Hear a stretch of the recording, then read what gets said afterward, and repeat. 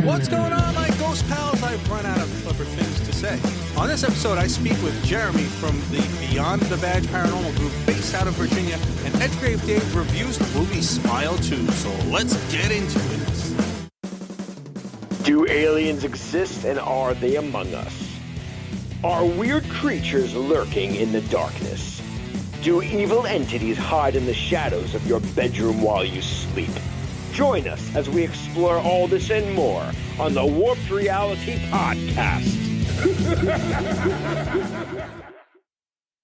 Hey, everyone, and welcome to the Warped Reality Paranormal Podcast. I'm your host, Ghost Joe, and do I have an awesome show for you guys. As I stated in the intro, I interviewed Jeremy, who is the founding member of a Virginia-based paranormal group called Beyond the Badge. It's an awesome group spreading a great message of support for first responders and anyone who may be having a tough time right now. After that, please stay tuned because Edgegrave Dave reviews the movie Smile 2. You're not going to want to miss this show. You're not going to want to pass this up. So let's get right into it. So with me today is Jeremy from Beyond the Badge Paranormal Group. We had actually just started corresponding like a week or so ago, a week or two ago. And I was just very impressed by their mission statement of their group. And, you know, being a New York City correctional officer myself, I definitely relate to a lot of the stuff that they were talking about.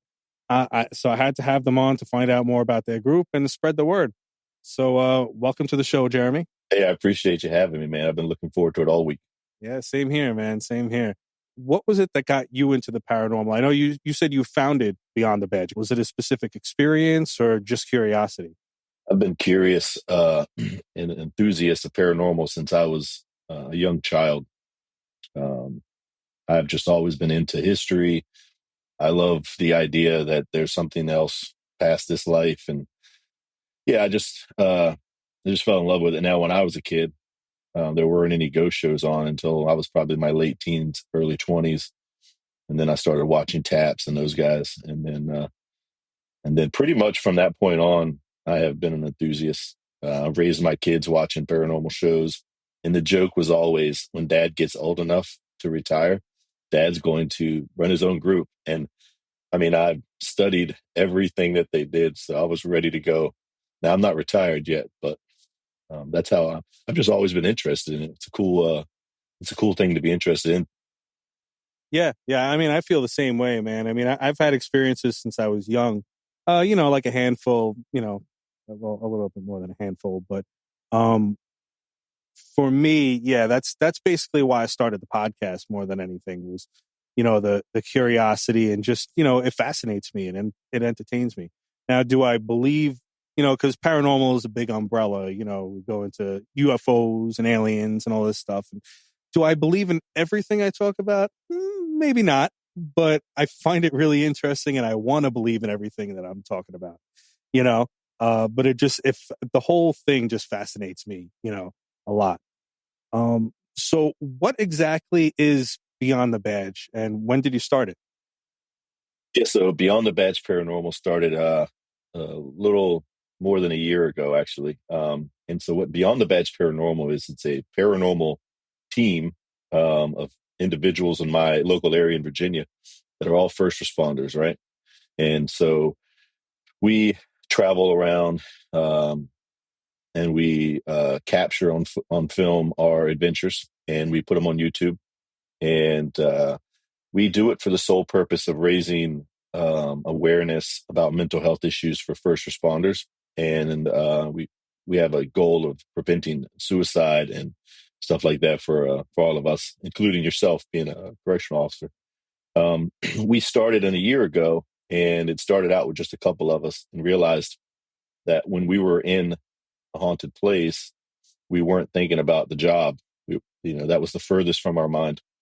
And so we kind of got this idea like, wow, man, this is like alternative therapy. Maybe we could just make videos and have fun. And then that kind of turned into a little bit more when we hooked up with a charity to try to actually have physical impact on people's lives. And it's just grown from there. Yeah. It's just a bunch of first responders, man. First responders for first responders. It's content for a cause is our logo or our motto. I'm sorry. So that's excellent. So how many people do you have in the group at the moment? So right now we have 9 people, and the cap is 10, just because of the logistics of travel. And not every place you go to is big enough to have more than 10. I don't fault anyone that likes to do the big group investigations and stuff, but that's just not what we do as a team. Our goal is to explore places with as little amount of people as possible, try to capture high quality paranormal evidence, and make moderately entertaining videos on YouTube. So that's what we do. So there's 9 of us right now, and it's all firemen right now and some nurses. What kind of investigations do you guys do? Like residential, commercial, abandoned places? Like, what is it that you guys mainly do? So we haven't done any residential. Yeah, we haven't done any residential right now. Um, we have basically just traveled around and hit some of the notorious spots. So we did in this last year, we did some of the big locations with Sweet Springs Sanatorium in West Virginia. We did St. Albans Sanatorium in Radford. We did where else did we go? We've been to a few other places too. Waverly Hills. We traveled out to Kentucky and did that one. That was pretty fun. Yeah, that was pretty entertaining. And then we've done some places, other places in Virginia that aren't so well known. And we have been fortunate enough to capture some super compelling evidence. I don't know if you had a chance to go to the website and look at the evidence page, but it's ridiculous. I don't know if the ghosts feel bad for us because we're all first responders and we're all screwed up, but they Right. seem to come out for us, and we're just happy to we're happy to capture it on film. So It's a prerequisite for the job. You got to be a little bit. You got to be a little bit nuts to do some of the stuff that we do. um, absolutely. and actually, before I forget too, the one thing, it's funny because you mentioned that when you guys go on the ghost hunts and stuff, that you kind of put the job on the back burner basically, and that's actually kind of why I do this podcast also. A lot of people tell me, oh, if you want to get a big podcast and have a lot of people doing, listening, true crime is the best podcast to do. And I said, I don't want to do true crime. That's like I'm bringing my job home with me. Like Hmm. I'm a correction officer. I see these guys every day. I don't want to talk about crimes and stuff like that on my time off. I want to forget about my job Right. on my time off. And that's exactly why I talk about the paranormal stuff, you know? Yeah, Um, I agree you with you know, 100%. so Yep. you said you were based in Virginia. You just mentioned a few places that you've done. What's the furthest that you've traveled? Well, the Louisville, Kentucky was the furthest. That was 10 hours. And we stayed a few days there. And that was Waverly Hills Sanatorium. That's so far what we've done. We've already booked most of 2025. So 2025 is going to be wild. Places we've booked so far is Pennhurst, West Virginia State Penn, Trans-Allegheny. We booked a couple of plantations, western part of Virginia. So, and then we're in the process of booking the prison in Tennessee. Was it Bushi or whatever it's called? I never pronounce it right, but so we got some pretty high, well-known locations coming up in 2025, and it's hopefully that will help us keep the pace going for our subscriber numbers and stuff like that. So. Now, when you're doing the investigations and stuff and you compile all your evidence and all that stuff, do you show like the evidence to, I don't know, the people that you're, like whoever the caretakers or whoever, do you actually share your stuff with anybody else, or just basically like your social media stuff? Like at the moment, it's just basically that. Yeah, because a lot of stuff goes on social media. We can't. It takes so long to review the evidence that it takes me about 2.5 to 3 weeks because we have 7, 8 cameras and we're doing 10-hour investigations, and then all the extra audio equipment that we record stuff on. So you're looking at hundreds of hours of video I have to sit in front of the computer and watch. And so sometimes I don't get the evidence um, review done, and it takes me a few weeks. Um, so But the people that we go to, like Sweet Springs and stuff like that, they can go and watch the video and see the evidence that's on there. Also, with our webpage, people can go, anybody can go. It's completely free. You can go watch some of the cool audio and video stuff that we've caught. We're pretty much a open, transparent group. We don't have like a members page or anything. You could just come and enjoy it. We just ask that if you come to our page, make sure you hit the mission page on there. That's Survive First, the mission, and kind of read about what we're actually about. And then if you could go over to subscribe to our channel, every subscriber helps us get a little bit further reach for our message. So, yeah, that's what we're all about. What's been like the most memorable investigation so far? The Waverly Hills thing? I can imagine it's got to be that. I mean, Waverly Hills was pretty cool, but surprisingly enough, that wasn't the most active place. I mean, we caught a few things there. There's a small place in Virginia, just past Richmond, on Route 360. It's called the Cabin on 360, and it is the most highly condensed amount of paranormal activity in a tiny brick rancher. And so on that property, it's a Civil War property. It's got a cabin that was built in like the 80s, but it's haunted with whoever. I don't know. But then the brick ranchers nicknamed the murder house. And in 1979, young Melissa Elliott was murdered by her stepbrother in there. And so you have her ghost. You have some male figure that roams the top floor. I'm not sure who that is. And then there's a non-human something in the basement. And so we've been there 3 or 4 times just because of the amount of activity that's in there. I just put out an episode a couple weeks ago that's called House of Evil, and it's not a normal investigation. We got invited to go back because someone did a ritual on the property, a satanic ritual. And then all of a sudden now everything in the house has gone much darker. So they invited us back to try to find out what was going on. And what we ended up doing, and what you'll see in the video, is we took 2 psychic mediums and we put them under the Estes method. And if you're not familiar with what that is, it's noise canceling headphones, blindfold, plugged into a spirit box, and the spirit box makes white noise. So the person under the experiment can hear nothing on the outside. They can only hear what they have coming through the spirit box. So anyway, we took 2 psychic mediums, we put them in 2 separate rooms of the house. And I stood in the middle of the house and I asked questions, and they both answered each other back and forth for 45 minutes to an hour, answering each other, finishing each other's sentences. It was the creepiest thing I've ever seen. And I just put it into a quick video. It's 45 minutes long. If you haven't watched it, it's incredibly creepy. And it gets really dark towards the end. And then, yeah, it's wild.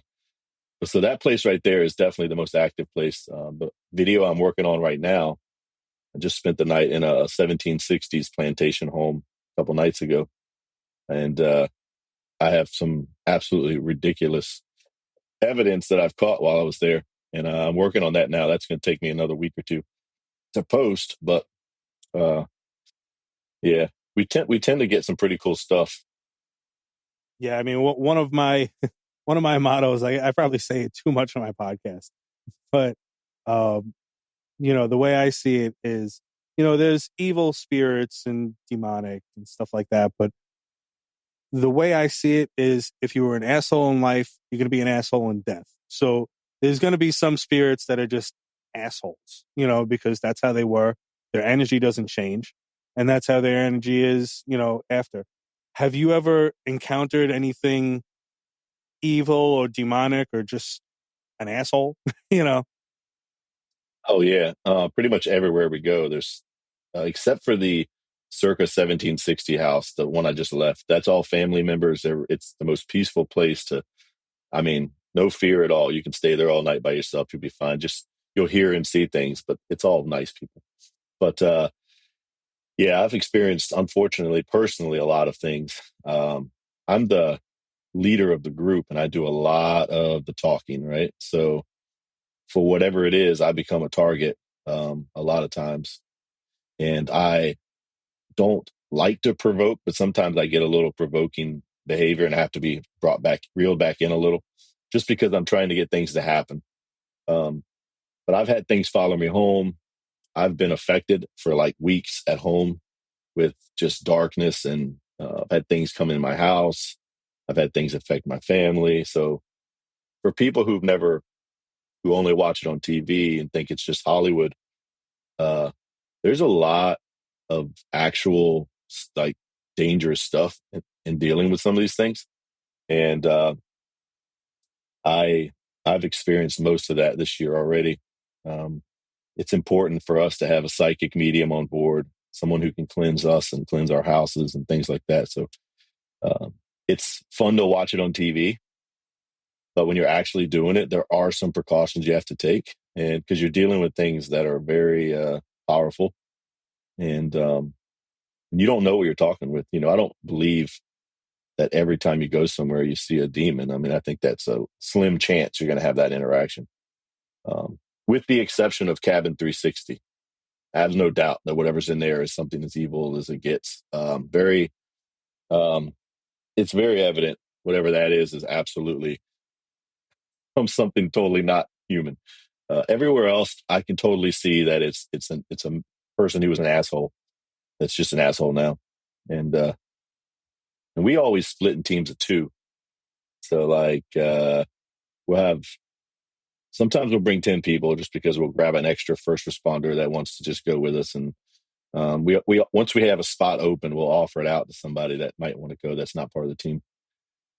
And then we'll split into teams of twos and threes because we find that we get more from that. And the ghosts or the spirits seem to respond better when they're small groups. And then there's a lot to it, man. Being respectful and not screaming and yelling and all kinds of stuff. I mean, you're talking to real people. They just happen to not be alive anymore. So we try to be respectful from that and try to understand it's their place and we're just guests. So, hey, man. So look, if we end up heading up to northern or upstate New York or whatever, maybe you can meet us up there. We're looking at trying to book the Hinsdale house. I don't know where that is compared to where you are, but that's super creepy. And so if you're interested, man, maybe we'll hit you up when we go that way and you can meet us up there and we can do a little investigation. Um, yeah, because, we support you. You're a first responder as well. And, we want to let you know that you have support and resources for you. And that's what we're here for. Through our foundation or through the Survive First Foundation, the one we work with, we provide support for you and all your fellow coworkers and stuff like that. So, Awesome. yeah. So let me ask you this now: if money was no object, what's the one place that you would love to investigate? Money was no object. It would probably be somewhere in Europe. The catacombs, maybe. Under Paris, I guess Paris has catacombs. I would try to go in there. I think there's some cool shit in there, man. I know they got catacombs in a whole bunch of places, but Paris catacombs, I would absolutely go spend a week there. That'd be cool. There's a really good found footage movie. There's a really good found footage movie called As Above, So Below. That's about the catacombs. It's really, that's creepy, really right? Though it's a good movie. That would be awesome. Yeah, man. Yeah. Yeah, absolutely. I mean, for me, it would probably, I always said, like, for me, it would be Dracula's castle. I would love to just go into, because it's so iconic, Yeah. Yeah. Vlad the Impaler's castle. That would be mine. Yeah, we did a little European tour, my family and I, and every castle we went to, I'm doing my own personal ghost adventure while I'm in there, Yeah. I like to get left alone. I always stay behind the group and let everybody go and leave me. And then I'll stay in there and just chat it up, like, hey, it's cool if you come out and touch me. I really want to know you're here. And so I'm always falling way behind. Yeah. Me and my family went on a cruise back in July, and we stopped over in Florida. We didn't get off the boat for that, but I wish we were, I think, closer to Orlando. But I was hoping we were going to be near Key West, because I always wanted to see Robert the Doll. Always. And Robert the Doll is in a Oh yeah. museum in Key West. I mean, you got to follow those rules. You got to follow the Robert the Doll rules. But I mean, I got to meet Yeah. Annabelle, and I got a picture with Annabelle, which was really cool. But Robert. Yeah, the I don't Doll know, was man. dope. I'm on the fence about the whole doll thing. I'm on the fence about the whole doll thing, man. I don't know how that really works. Like, I don't want to be Yeah. wrong Right. and Right. then Well, yeah. get Exactly. affected. Yeah. I So mean, exactly. Like you don't I'm want to. like, well, you know. Right. I mean, that's for me too. Like people are like, you took a picture with her. Like, why wouldn't you? I said, I mean, I think she was all right with it. I don't think she was that. As long Everybody as was you taking ask pictures of permission, her. I'm sure. Yeah, and I Yeah. said it. I'm like, hey, I'm going to take a picture now. Like she didn't answer back, so I Yeah. figured it was all right. Um, Well, you seem to be doing fine. So yeah, Um, so what do you guys have planned for the near future? What do you guys got coming up? this weekend coming up, we're going back to end the season at St. Albans again. So we're going to end it where it started. We're going to go back for another night there, and then we're going to wrap it up. That's it for the year. And then January we kick it back off. We got some places we're heading out. Bedford County. There's a bed and breakfast out in Bedford County, Virginia. We're going to head that way, and then pretty much after that, it's just going to be traveling at least to traveling out of state every other month, and then we try to do something close by in between those because we're all a lot like you. I mean, we work a lot, and budget is always tight, and we have to pay for everything ourselves. And that's another reason why subscribers are really important for us. We have some sponsors waiting in the shadows for us. They said if our subscriber numbers go up a little bit, they would help us with travel. So we're just sort of kind of waiting to get that number so we don't have to take it out of pocket, because right now it costs us quite a bit. I don't know if people realize this, but like Waverly Hills, for instance, beautiful, amazing place, but it costs, $1,000 a night to stay there, right? So you split that between your group plus travel plus Airbnbs and all the things, and eventually, it's a pretty expensive trip. So, and we don't have a Hollywood studio budget where somebody's giving us money. We have to, pay for it ourselves. But yeah, man. And then, so that's sort of like how the beginning of the year is going to start. We just started, we're getting ready to start a nonprofit in our area too. I know this sounds crazy being a paranormal group and all, but, we work with a foundation out of Florida for mental health, for first responders. But then we realized there was a missing link for the families of first responders. They don't get any mental health training, and they have no resources. So we're actually starting a nonprofit called the Family Support Alliance right here in our local area that's going to provide resources to wives and children and husbands and stuff that are first responder spouses, basically. And so we're trying to keep that family unit tight. So Beyond the Badge is really a lot more than just a paranormal team. We love hunting ghosts and doing all that cool stuff. But the thing that separates us from every other group is that we do everything for a reason and for a purpose and for a cause. We just want to try to make a difference.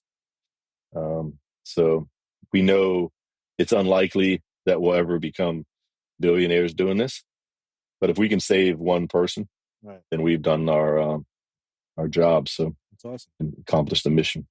That's awesome. Yeah, man, it's pretty awesome. So if someone wanted to get in touch with you guys for an investigation or to find out more info about Beyond the Badge, how could they do that? Well, we have a pretty amazing website. It's amazing because I made it, so I know it's awesome. It's beyondthebadgeparanormal.com. Let me tell you, man, this website is cool because I made it because I struggled when we tried to start the group to find information about things. Like it was, how do you start a group? What equipment do you need? How do you book locations? I had none of this. And it took me quite a while to figure these things out.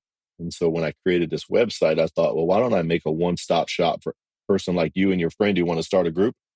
There's no guesswork in it. So you can come to our website and you can see the places we've been, learn the history about the places. And there's links to each one of those places to book your own trips, which is cool. And then you can see evidence, you can see all that. But then there's a knowledge center. The knowledge center, it basically kind of goes over the equipment that we use. There's instructional videos, links to the equipment, and then the cameras that we use are kind of like a big deal. So like if you're going to go ghost hunting, you want a good camera with night vision and all that. I went ahead and put in a paranormal camera build area where you can click the buttons and takes you to an Amazon link for each piece of that camera. So you don't have to try to search it yourself. You don't have to guess, is this light going to work, or is this everything on there? If you click the buttons, you'll be set for your paranormal investigation. And then, of course, we have our Survive First stuff on there, which is really important as well. But at the very end, there's a contact page. And if anyone would like to get a hold of us, you can click that, go to the contact page, put your information in, send me an email. I answer every email. Without a doubt, I'm never going to not answer. Yeah, we communicate. We're not so big now that we need somebody to do it for us. I mean, I'm still answering emails and stuff like that. But yeah, we love to hear people. We like to hear people's comments and opinions on the things we're doing, good and bad, because it helps us, be put out better quality entertainment. And please go over to our YouTube channel though and subscribe, man. It's there's 26 videos on there right now, but the season, I think there's 10 episodes out. 10 episodes out right now. I'm getting ready to put 11th episode out probably the end of the week. And then the 12th episode will be St. Albans. That'll come out mid-December, I guess. And so they've definitely gotten better since we started, because kind of like you, man, you're learning the podcast stuff. You start spending some money, start doing things. I learned the editing a little better, and you can kind of see the transition where the editing gets better and the music. Right, and so but yeah, go and check all those things out. And of course, we got TikTok. That's how you and I met. Right. We got a little TikTok channel that we post every single day. That's the algorithm for you to get followers. Just 2 to 3 posts per day. And so hard to find. What that does is, well, sometimes, man, you find the old content and you just put on there a throwback to, or trip down. That's what I did the other day. I said, trip down memory lane and just put out an old video and screenshots. Like if you screenshot this right here, and then like us sitting here and just put out, had a great talk with Beyond the Badge Paranormal episode coming soon. That's boom, you're done. I mean, pretty much that's what I do every morning. I wake up at about 6 o'clock in the morning and I'll like, all right, I'm gonna knock out 3 quick posts on TikTok. And I think that's actually helping. And then once you get a solid following, it'll take off a little bit. But the 1,000 thing you're trying to get to, you gotta go and follow a bunch of people. Right. And most of those will follow you back. Gotcha. Yeah. So, all right, man. So, thank you for taking your time out of the day to talk to me. And, yeah, no worries. Is it already an hour? Oh, no, just a half hour, actually. I can keep going, man.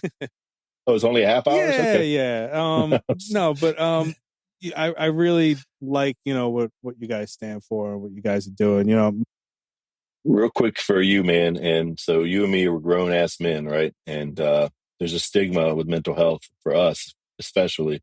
And then you take the first responder thing and correctional officer, firemen, policemen.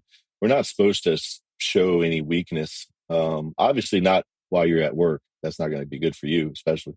But it's okay not to be okay, man. And it's okay to hurt. This whole bullshit idea that guys can't have pain and show emotions is total bullshit. I'm a grown ass man and I do a lot of manly things. But when I'm hurting and I'm struggling, it's okay. The message you need to know, and if you don't mind spreading this to your coworkers and friends, and you can promote the channel if you want. That's not it's not required, but let them know that it's okay. It's okay to show weakness. It's okay to be in pain, and that you're important. Tomorrow needs you. The world is better because you're in it. And there's people out there that actually do care. And if you ever get yourself in a situation where you don't think anyone's listening, you can always reach out to me personally. You can reach out to Beyond the Badge. You can reach out to Survive First. We will never hang up on you. We're never going to quit on you. So if you have something going on, or a coworker that's struggling, please pass it on, and we'll get them to the support they need. Because what I don't want to do is lose another first responder to the stigma of, well, I got to keep it inside until it's too late. And yeah, that's our goal, man.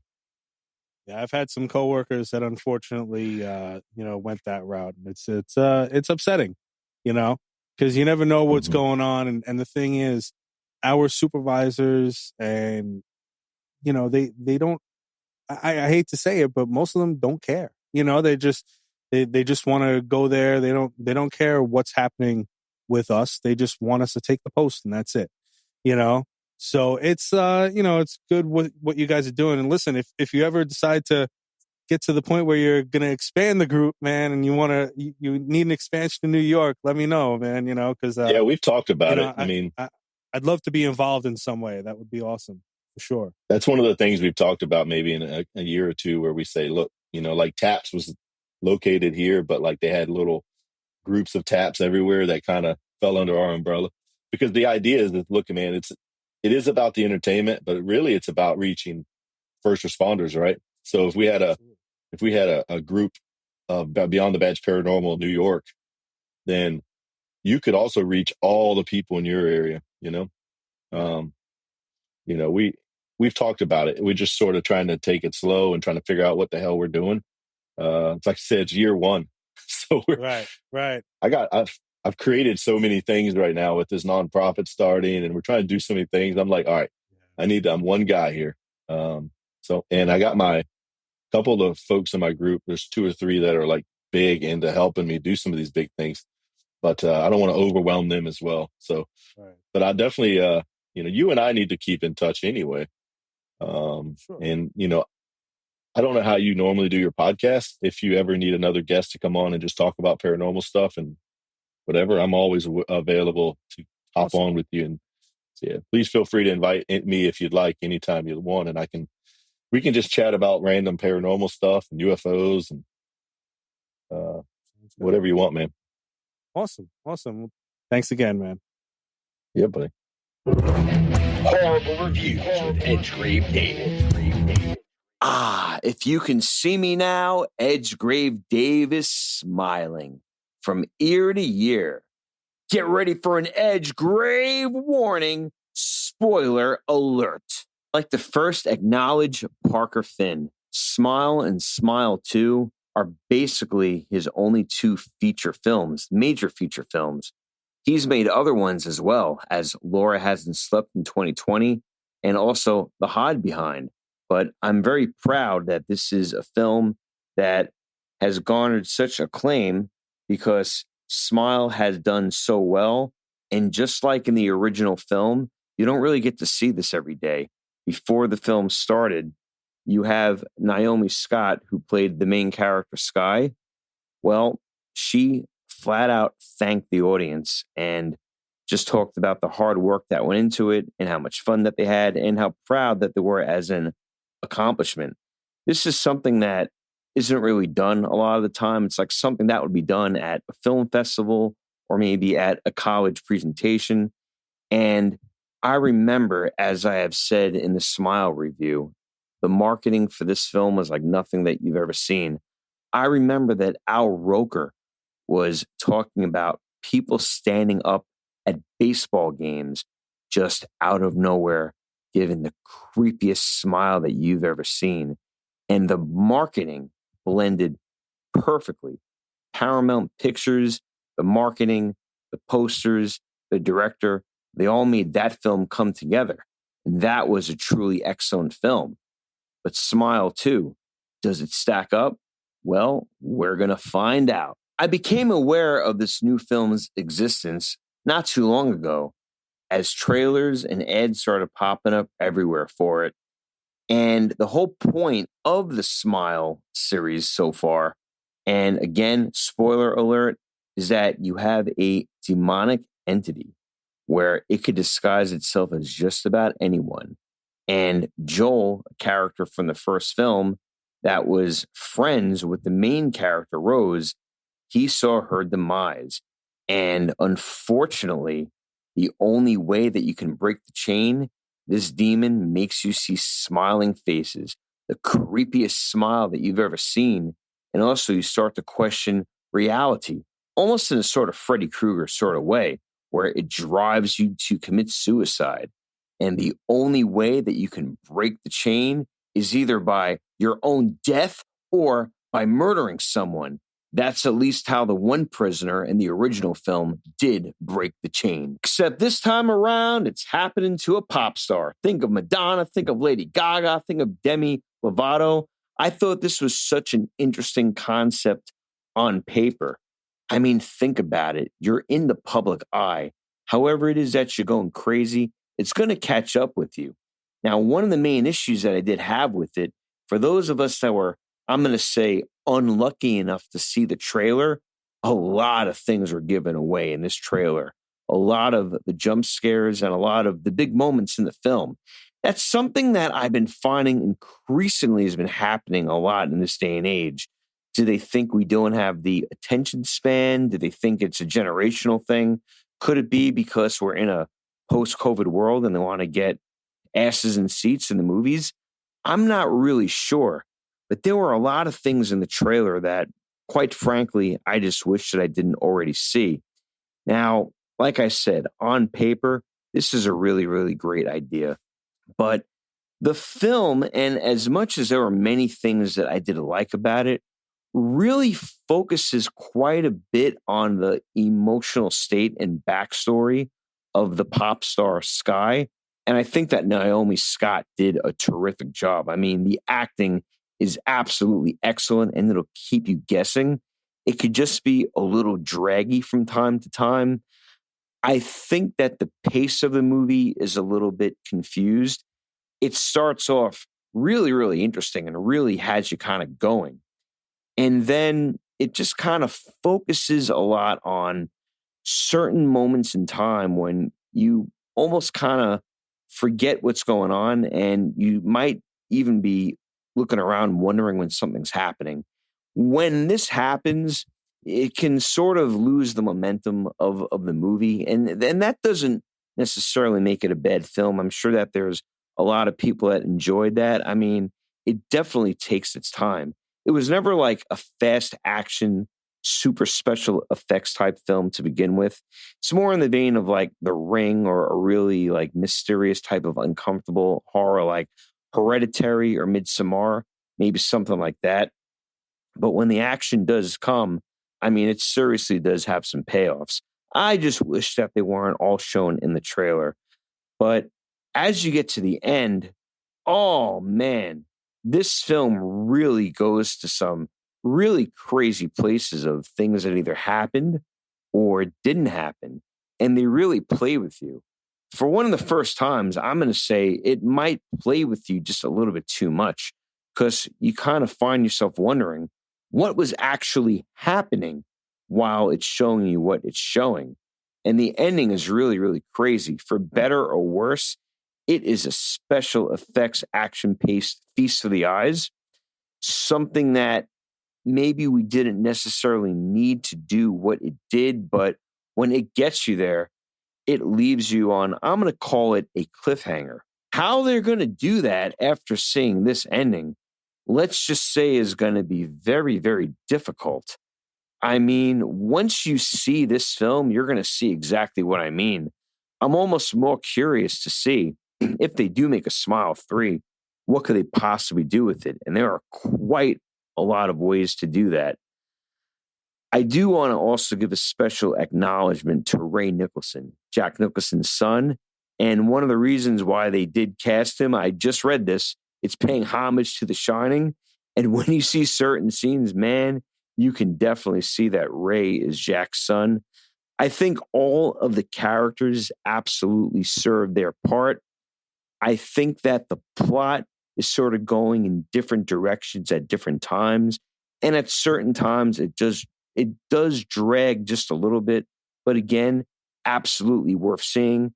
That and Terrifier 3 right now are making some serious cash at the box office. Seeing films in their theatrical form is always my method of choice.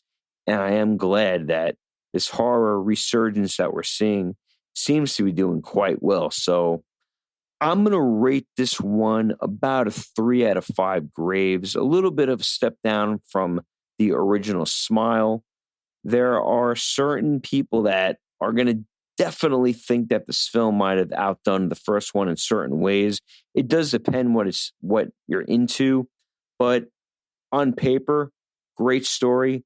The execution, I was hoping for things done maybe a little bit differently, but you really do feel for the main character, Sky. So go ahead, check out Smile 2, and I know you'll be coming out smiling. Keep smiling during the spooky season, Ghost Joe. Edgegrave out. So I just want to say thanks again to Jeremy for taking time out of his schedule to speak with me, as I know that he actually wasn't feeling very well during the course of the interview. And also, by the way, if you want to know more about Beyond the Badge, which I really hope you do, please check out the show notes, as I'll have all of the links for the social medias in there as well. And of course, thank you, as always, to my guy, Edgegrave Dave, for his awesome, horrible review on Smile 2. So have a good night, everybody, and I'll talk to you guys next time. Later. Thank you for listening to the Warp Reality Podcast, and thank you to all my guests and contributors that help make this show possible. For more episodes, guest info, social media links, merch, and more, please check out warprealitypodcast.com. If you have a paranormal experience you would like to share, questions, comments, or you'd like to be a guest in the show, please leave me a voicemail at 845-600-0744, or you can email me at ghostjoeny@gmail.com. You can do so anonymously if you'd like. Also, I'd greatly appreciate it if you could leave me a review on Apple Podcasts or warprealitypodcast.com. Have a great night, everyone, and don't forget to change your shorts.